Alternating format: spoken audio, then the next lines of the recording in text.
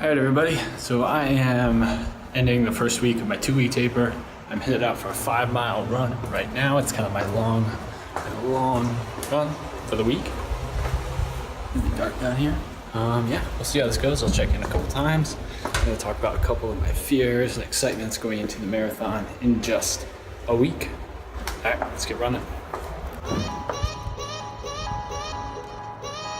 Alright, so I'm about a mile in. Casually just did like, I don't know, maybe like a 10-minute mile.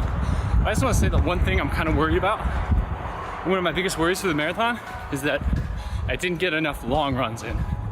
Technically, I only got 3, maybe 4 good long runs in, like legit over 13 miles. So yeah, that's kind of one of my hangups. But also, I think getting that 120 miler in that I talked about in my last video was kind of a huge confidence booster. And also, at the speed that I did that at, was more of a realization that I should be really capable of running any marathon. The time, however, is gonna fluctuate on the difficulty of the marathon and the weather and all that.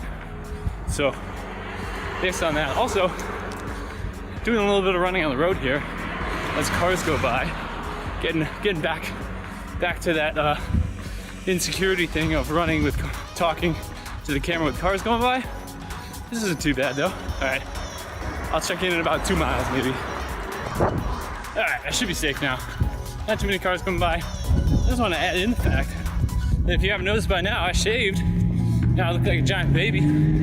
But aside from that, 2.14. I'm now going like 840, fluctuating between 840 and kind of like 910, 920, I think.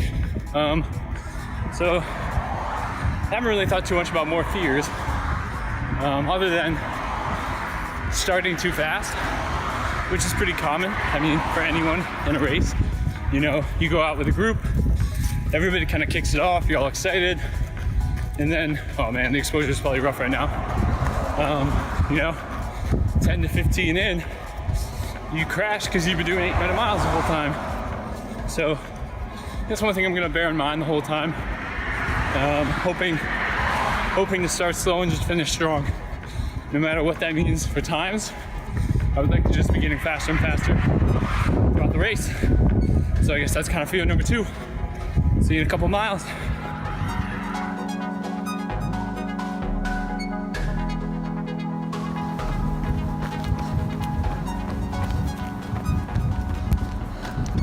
Whew. All right, 3.63. I've been doing about high 50s in terms of miles. So I think a final fear of mine is just in general being disappointed afterwards and being discouraged from running more.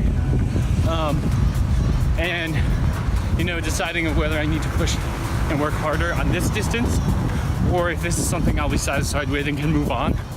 I've already, you know, I know that I'm not gonna hit my specific goals for the year, but, you know, those are just, I mean, they're optimistic checkpoints. There's a reason they were, you know, set pretty high because I wanted to do really well.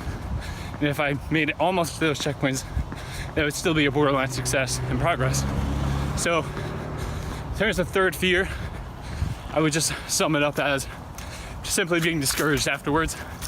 But yeah, I'll do a couple more miles, finish up this run, get back to the apartment. We can go over this run, and then maybe we'll talk about solutions for kind of first full marathon fears. All right, see you back at the apartment.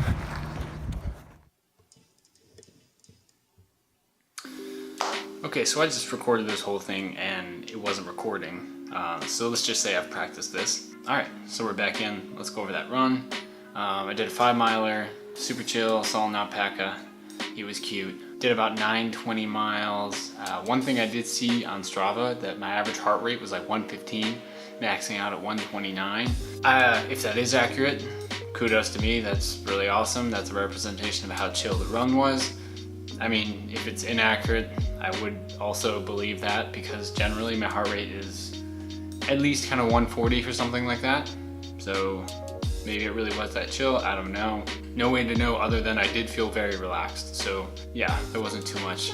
Not gonna think too much about that. Yeah, the run as a whole, I stopped to film a couple times, didn't stop, but was like slowing down to film. So as you saw the footage there, I will apologize for general exposure. I'll try to pick a better time to run if I am gonna be filming during, but all in all, you know, a week out from the marathon, just feeling good, getting the miles in, making sure all the muscles are functioning, all engines are firing on appropriate cylinders. So yeah, part two, address the whole fears and anxieties of your first marathon. All I can say is, you know, I've thought about it.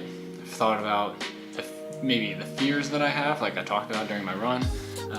But at the end of the day, you know, I'm gonna plan for it. I'm gonna do my best to pace myself, you know, run my own race, you know, get a big meal the night before, get as much sleep as I can, and just, you know, run the best race I can on the day. That's kind of the only thing to it. So when it comes to, you know, having those fears, all you can do is, like, at the end of the day, I can't change the way I trained. I'm perfectly okay with the way I trained. I think I managed my schedule as best as possible with everything from natural disasters to simple, you know, life happens. So, you know, you can't change any of that, and we're just gonna go into this with the mentality that it's just another day, I'm gonna show up and I'm gonna run the best I can. So yeah, that kind of wraps up the video for today, 1 week out.